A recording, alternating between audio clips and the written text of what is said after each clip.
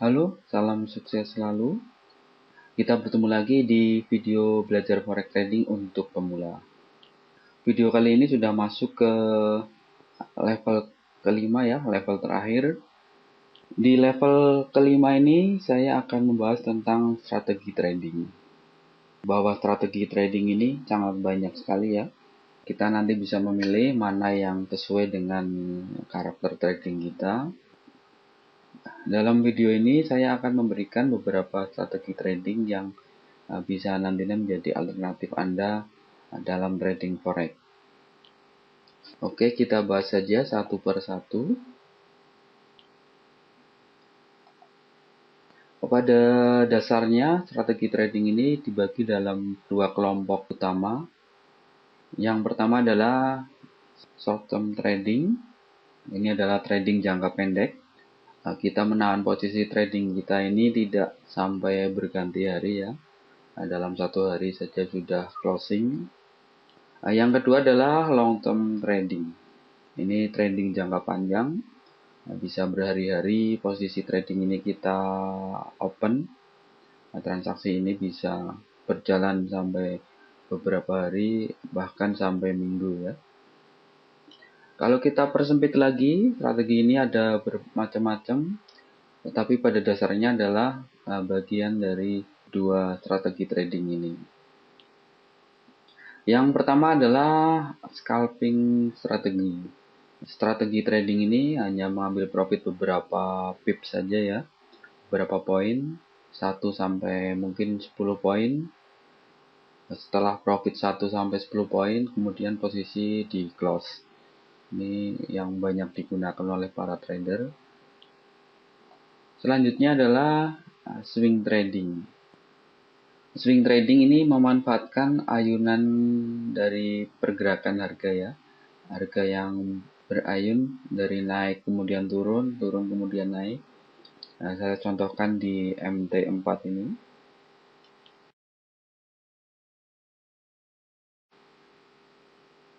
Kita lihat di sini, ini adalah chart Euro USD M15.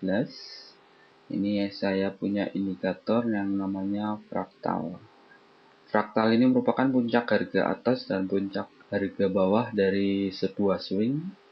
Nah, kita lihat di sini ada swing ke bawah ini, kemudian swing naik lagi, kemudian swing naik, swing turun, swing naik lagi, swing turun, swing naik, swing turun, swing naik, swing turun, swing naik panjang.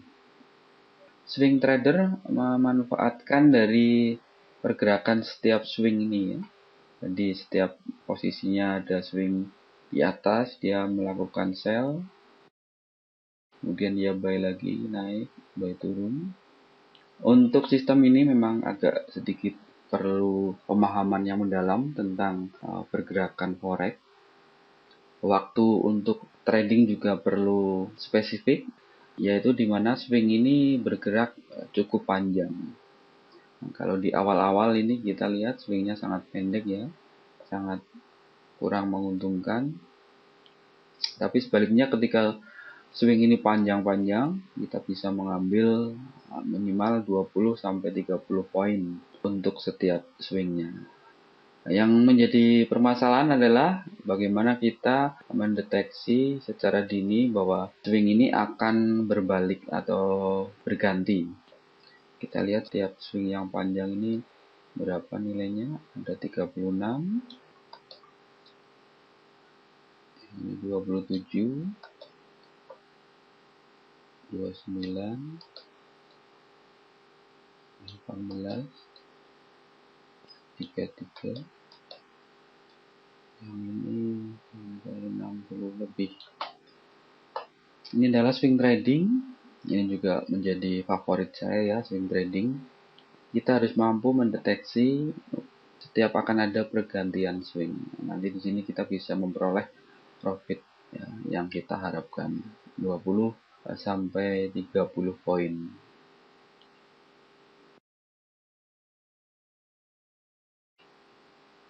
Strategi selanjutnya adalah cost averaging. Cost averaging merupakan strategi di mana kita membuka beberapa transaksi sekaligus ya, ketika kita salah posisi. Untuk lebih jelasnya, saya berikan contohnya saja. Misalnya kita melakukan buy, kita punya harga buy di 25.90. Setelah buy ternyata harga turun, jadi posisi kita negatif. Setelah negatif beberapa poin, katakanlah 30 poin ya, saya contohkan saja. Kita di sini melakukan buy kedua. Jadi di harga 25.60 ini kita melakukan buy kedua dengan harapan bahwa ketika buy di sini harga kemudian naik. Nah, dengan menambah buy di sini otomatis kita akan memperbesar risk ya. Risk kita jadi 2 kali lipat. Volume di sini bisa sama dengan volume trading di sini, atau bisa juga volume trading di sini 2 kali atau berapa kali lebih besar dari volume trading yang pertama. Ini tergantung dari hitungan-hitungan kita. Jadi kita punya trading plan dan punya perencanaan trading. Seandainya posisi trading kita loss, kita punya alternatif kedua, plan B. Misalnya posisi trading pertama loss, kita ambil buy kedua di sini. Kalau volume trading di sini 2 kali dari volume trading yang pertama, otomatis beberapa poin saja profit ya yang ini. Kita sudah istilahnya impas. Kalau volume tradingnya di sini sama dengan yang pertama, otomatis kita profit di tengahnya, separohnya ini kita baru impas. Kita bisa ambil profit di pas posisi kita trade pertama atau di atasnya sedikit. Nah, strategi ini perlu perhitungan yang matang. Kita harus punya kalkulasi. Seandainya trade kedua ini juga loss ya, harga masih ke bawah lagi. Kita harus punya kalkulasi dan maksimal loss untuk keseluruhan trading ini.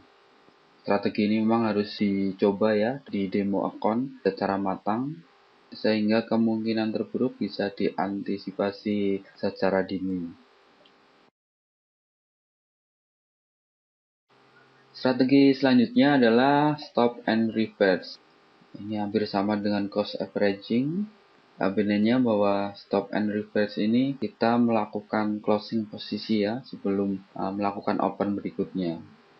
Nah, kalau cost averaging ini posisi tradingnya sama, pertama buy, yang kedua buy. Kalau stop and reverse ini kebalikannya. Ketika salah satu transaksi loss, kita close transaksi tersebut, kemudian kita ganti dengan transaksi kebalikannya. Saya contohkan lagi di MT4 agar lebih mudah dipahami. Oke, kita misalkan melakukan sell di sini. Katakanlah di 2565. Kita sell di sini, kita punya stop loss katakanlah di 95 ya. 90 aja. Kita sell di sini, ada target profitnya, ada stop loss-nya. Ketika harga bergerak berlawanan, justru naik, maka stop loss kita akan terkena. Nah, jadi setelah ini transaksi ini kita open transaksi, kita harus siap-siap dengan pending order ya. Nah, jadi di sini kita melakukan pending order, katakanlah di atas harga stop loss ini. Ini adalah pending order tipe buy stop ya. Jadi ketika kita sell di sini, kemudian harga bergerak berlawanan, sehingga stop loss kita kena, harga naik terus ke atas, buy stop kita akan kena. Transaksi pertama langsung close karena stop loss, dan dilanjutkan dengan transaksi kedua yaitu buy. Ini di buy ini juga harus punya target ya. Katakanlah di sini targetnya, target profitnya. Target profit ini harus bisa menutup kerugian di trading pertama ini. Jadi biasanya di Di transaksi kedua ini volume tradingnya lebih besar dari volume trading di transaksi pertama. Transaksi kedua ini punya target point di sini dan juga harus punya stop loss ya, katakanlah di sini.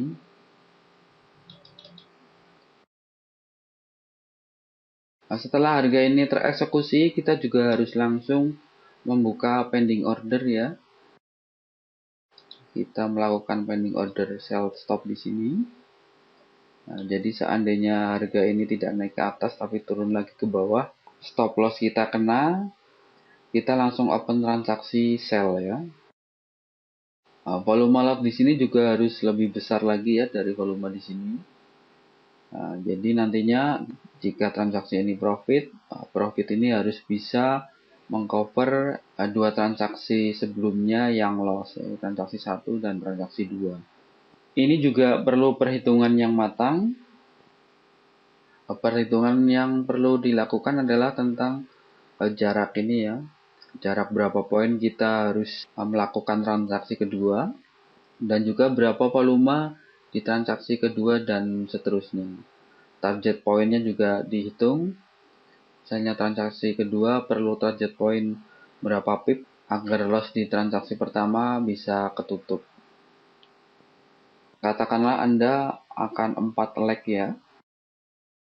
Leg pertama sell, leg kedua buy, leg ketiga sell, leg keempat buy.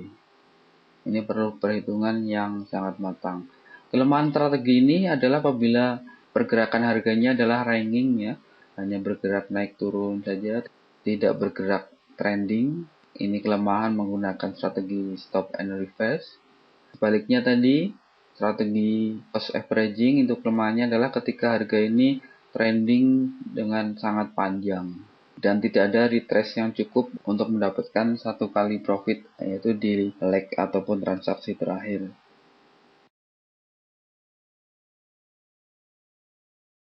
Kedua strategi ini bisa juga dikombinasikan. Katakanlah kita yang pertama menggunakan stop and reverse. Kita buy di sini, harga turun ke bawah, kena stop loss, kita berganti sell di sini. Ternyata harga naik lagi ke atas, kena stop loss lagi, kita buy di sini. Berarti sudah 1, 2, 3 transaksi. Nah, ternyata setelah buy justru harga turun. Setelah harga turun ini kita analisa bahwa harga ini tidak akan terus turun, tapi akan berbalik naik. Nah, kita gunakan strategi cost averaging. Jadi tidak melakukan stop and reverse dengan melakukan sell di sini, tetapi melakukan buy. Jadi setelah leg ketiga kita buy dengan stop and reverse, ternyata harga berbalik ke bawah. Di sini kita tidak sell, tidak pasang stop loss, tapi kemudian kita gunakan strategi cost averaging. Ini analisa kita bahwa harga ini tidak akan terus turun tapi akan berbalik naik. Kita melakukan buy kedua setelah yang satu di atas. Seandainya harga naik, kemudian kita profit yang kita dapatkan ini harus bisa menutup semua loss yang terjadi sebelumnya. Di transaksi 1, kedua, dan juga ketiga ini seandainya kita close di bawah harga ini. Ini merupakan kombinasi antara cost averaging dan stop and reverse. Kita lanjutkan ke strategi berikutnya.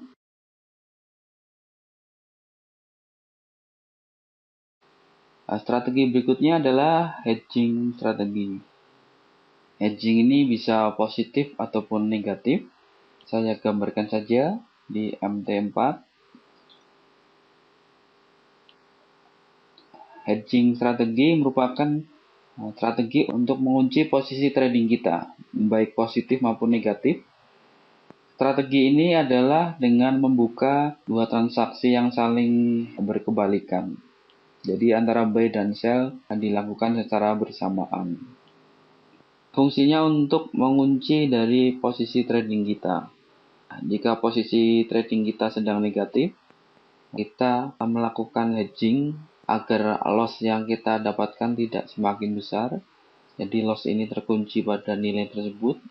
Walaupun harga bergerak kemanapun, posisi loss akan tetap tidak bertambah ataupun berkurang. Sebaliknya ketika kita dalam posisi profit, kita juga bisa melakukan hedging agar profit ini terkunci. Seandainya harga berbalik, besarnya profit yang kita dapatkan akan tetap tidak bertambah ataupun berkurang. Katakanlah kita melakukan buy di sini. Ternyata ketika kita buy, harga kemudian bergerak ke bawah. Sehingga kita dalam posisi loss. Agar loss ini tidak semakin banyak, kita melakukan buy, melakukan sell di sini ya. Harga naik ataupun harga turun, loss kita akan tetap. Strategi ini memang agak sulit ya. Kita perlu melatih kapan saatnya kita harus membuka salah satu dari transaksi ini. Closing salah satu transaksi ini, sehingga nantinya hasil akhirnya adalah kita mendapatkan profit. Katakanlah ini sementara dibiarkan dulu sampai pada titik di mana di sini harga akan berbalik ke atas. Yang posisi sell ini kita buka, kita closing. Jadi kita tinggal ada satu transaksi yang buy ini. Begitu harga naik sampai buy ini profit, kemudian kita close yang buy ini. Jadi dua transaksi yang kita lakukan, baik buy ataupun sell ini bisa mendapatkan profit. Strategi ini memang agak sulit dilakukan karena kita harus tahu pasti kapan harus menutup salah satu transaksi ini. Hedging negatif, ada juga hedging positif. Ini kita lakukan ketika kita dalam kondisi profit. Katakanlah kita di sini melakukan sell, transaksi pertama kita sell, kemudian setelah nyampe di bawah ini, kita tahu bahwa harga akan retrace. Jadi kita melakukan hedging dengan melakukan buy di sini. Yang pertama tadi sell, yang kedua adalah buy. Otomatis profit yang kita dapatkan ini akan terkunci ya. Walaupun harga kemudian naik, jumlah profitnya akan tetap sama. Kemudian apabila analisa harga ini akan kembali ke bawah, kita yang posisi transaksi yang kedua ini kita closing ya. Jadi harga ke bawah, kita closing yang buy ini, sehingga profit yang dari sell ini terus bertambah ke bawah. Bisa juga kita pasang stop loss di sini ya untuk yang buy ini.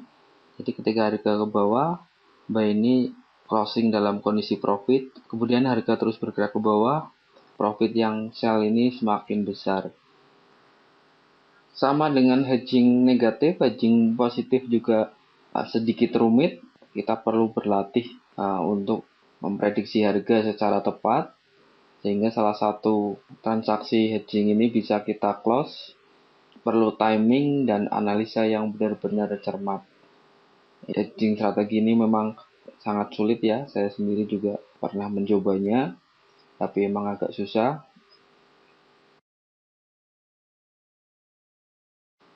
Strategi berikutnya adalah martingale strategi. Ini didasarkan dari teori probabilitas. Pertama digunakan di awal abad 18 untuk gambling system.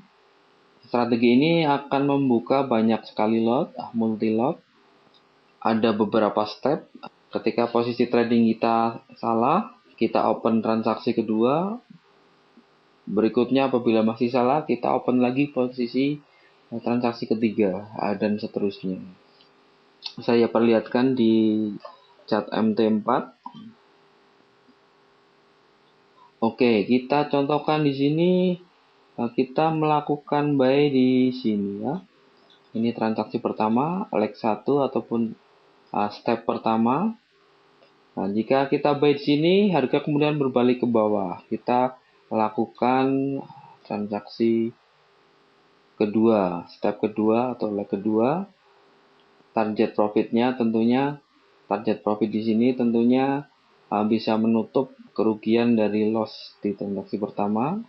Jika harga TP belum tersentuh, harga ini masih ke bawah, kita open lagi transaksi ketiga. Jadi dalam sekali trading kita ada 3 transaksi sekaligus. Jika harga masih ke bawah lagi, kita open transaksi keempat dan seterusnya. Setiap step ini volume tradingnya akan semakin bertambah. Jadi step 2 ini volume tradingnya akan lebih besar beberapa kali dari step yang pertama. Ini tergantung dari perhitungan kita. Step ketiga ini juga volume tradingnya lebih besar beberapa kali dari step kedua ataupun ke satu. Jadi perhitungannya ketika posisi trade ketiga ini positif atau profit, profit di transaksi ketiga ini bisa menutup kerugian di transaksi satu ataupun kedua. Seandainya ini harga masih ke bawah, kita bisa open transaksi keempat sampai maksimal step dari perhitungan yang kita punya ya, dari kalkulasi yang kita punya, trading plan-nya. Strategi ini memang cukup berbahaya ya. Kelemahannya apabila harga ini tidak mengalami retrace yang cukup ya untuk profit di transaksi terakhir. Misalnya harga ini trending ke bawah terus dan tidak berbalik sedikit agar transaksi yang terakhir ini profit. Ketika transaksi terakhir ini profit, maka loss-loss sebelumnya akan tertutup, tercover. Strategi ini juga memerlukan modal yang sangat besar ya, karena kita trading multi-lot. Dengan semakin banyaknya step yang dilalui, otomatis margin yang dibutuhkan juga akan semakin besar. Untuk menggunakan strategi ini juga perlu kalkulasi yang cermat ya. Kita harus menghitung berapa step yang akan kita lakukan, berapa jarak antar transaksi pertama dan kedua, dan seterusnya. Kita juga harus menghitung berapa volume trading untuk setiap stepnya, dan tentunya modal minimal yang harus dibutuhkan agar trading ini tetap aman. Pemilihan pair juga sangat penting. Pair yang cenderung bergerak panjang tanpa ada retrace sebaiknya kita hindari. Pilihlah pair yang seringnya bolak-balik atau istilahnya ranging ya. Kita lanjutkan ke strategi berikutnya. Strategi berikutnya adalah breakout strategi. Breakout strategi akan langsung saya jelaskan saja di MT4. Kita punya market yang sideways. Ini support, ini adalah resisten. Kita batasi di posisi ini. Jadi harga ke sini kita belum tahu, kita hanya tahu harga sampai di sini. Jadi kita punya area support dan resisten. Ketika harga menembus salah satu support ini adalah harga ini breakout ya. Kita siap-siap pending sell di sini sebelumnya. Jadi ketika harga menembus area support ini, sell kita tersentuh, kemudian kita bisa profit. Breakout ini juga kita harus hati-hati. Apakah ini breakout betul-betul breakout ataupun hanya tipuan aja ya, jebakan. Kalau yang ke bawah ini saya kira ini adalah jebakan ya, breakout palsu. Untuk trading dengan strategi ini kita harus bisa memprediksi bahwa ini breakout benar atau ini breakout tipuan. Jadi yang benar adalah yang ke atas ini ya. Kita bisa meletakkan buy stop di sini. Ketika harga menembus resisten ini, harga terus naik ke atas. Yang perlu hati-hati dengan strategi ini adalah tentang tadi, ini breakout yang benar-benar breakout atau hanya breakout yang tipuan ya. Kita perlu analisa secara cermat agar tidak terjebak harga. Oke, sampai di sini dulu pembahasan kita tentang strategi trading. Semoga strategi yang sudah saya paparkan tadi bisa menjadi gambaran Anda tentang strategi apa yang sebaiknya Anda gunakan. Kita ketemu lagi di video selanjutnya. Terima kasih sudah menyaksikan video ini. Salam sukses dan salam profit untuk Anda semua.